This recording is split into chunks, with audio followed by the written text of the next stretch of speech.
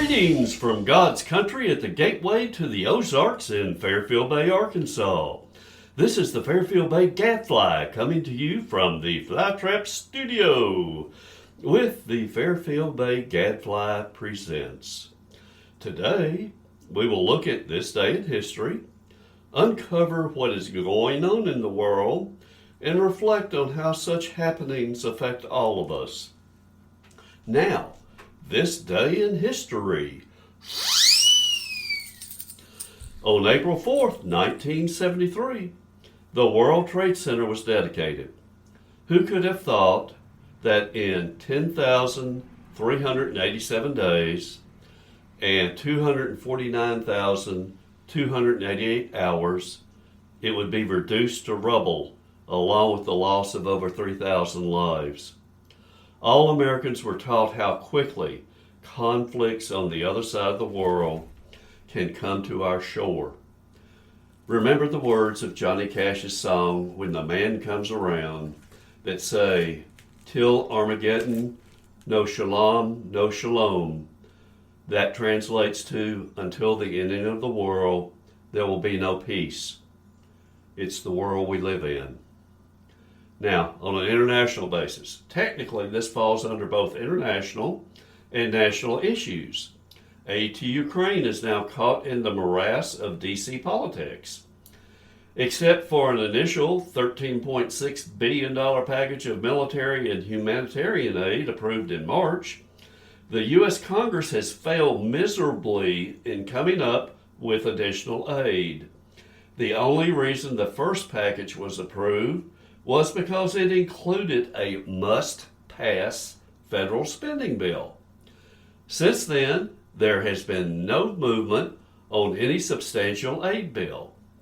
Some sanctions have been brought to bear by presidential executive orders. However, that is not the American way. The U.S. Congress must put aside differences and attempts to include individual pork amendments to any Ukrainian aid bills. At this point, Russia must be cut off from the world economic market. Sanctions must be increased. Vlad the Impaler Putin must be made to suffer, and money is the way to do so. As I've pointed out in previous podcasts, people, particularly Americans, seem to pay more attention when destruction and body counts are involved. Perhaps the images of the genocide of hundreds of human souls coming out of Bucha, Ukraine, will be enough to jumpstart the U.S. Congress. But wait! The U.S. Congress starts a 2-week recess in just 3 days on Thursday. Meanwhile, the civilians and defenders of Ukraine will continue to suffer and die because a bunch of congressional bubbas can't agree on what to include in a simple aid bill. They are abdicating their responsibility, particularly the U.S. House, to be the overseers of federal spending. Additionally, bipartisan support for providing NATO-based MiG-29 aircraft to Ukraine has been blocked by congressional Democrats. The Ukrainian Air Force has barely been able to keep up with Russian air power, and the addition of the MiGs would really be helpful, if not balance shifting. It's time to set aside egos and work for the good of the U.S. and the world. Now, on a national basis, Biden has now ordered the release of up to 180 million barrels of oil from the Strategic Petroleum Reserve. This goes along with this administration's previous release of 50 million barrels in November of 2021. According to the White House, the release of the reserves will lower the cost of gasoline, as the rise in price was caused by Vlad the Impaler Putin's invasion of Ukraine.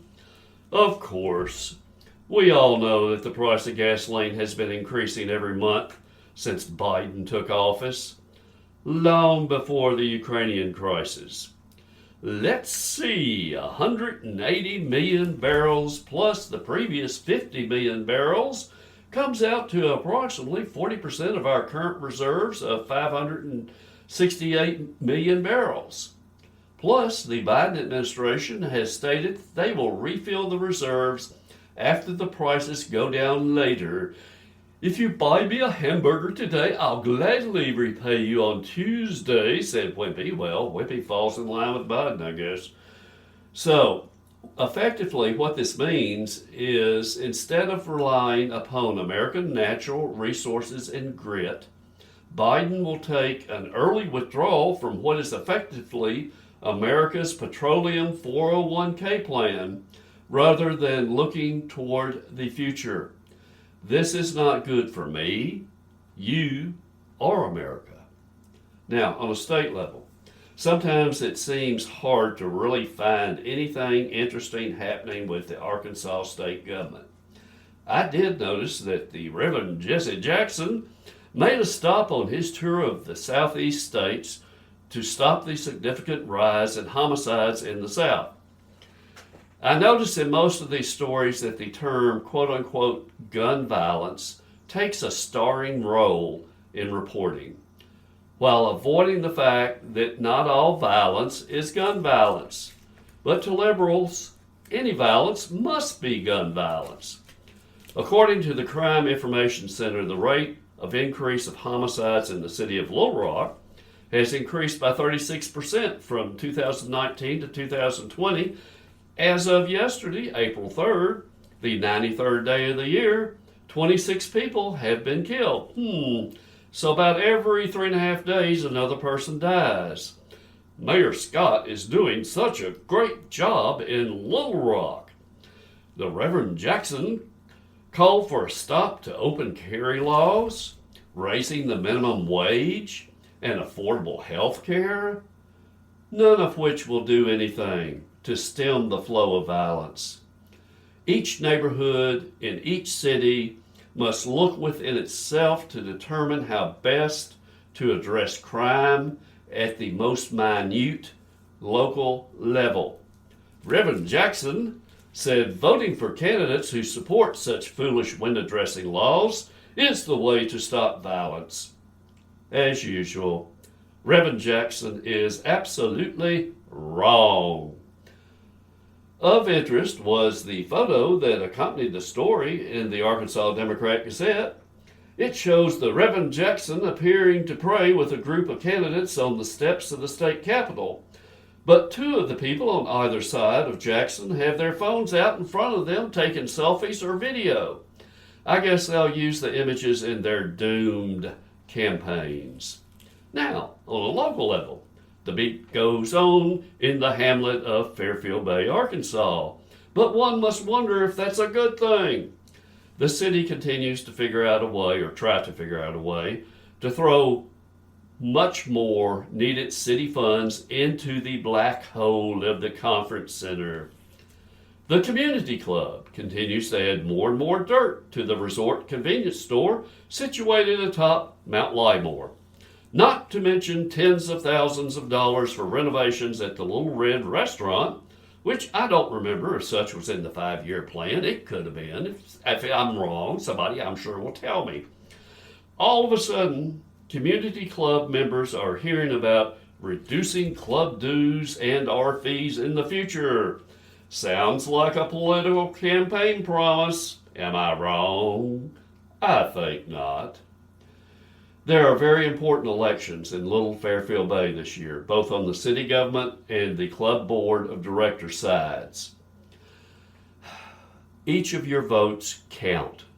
Please use the power of the ballot box to express your desires. You can make a difference for today and tomorrow. Thanks to each and every one of you for tuning in today.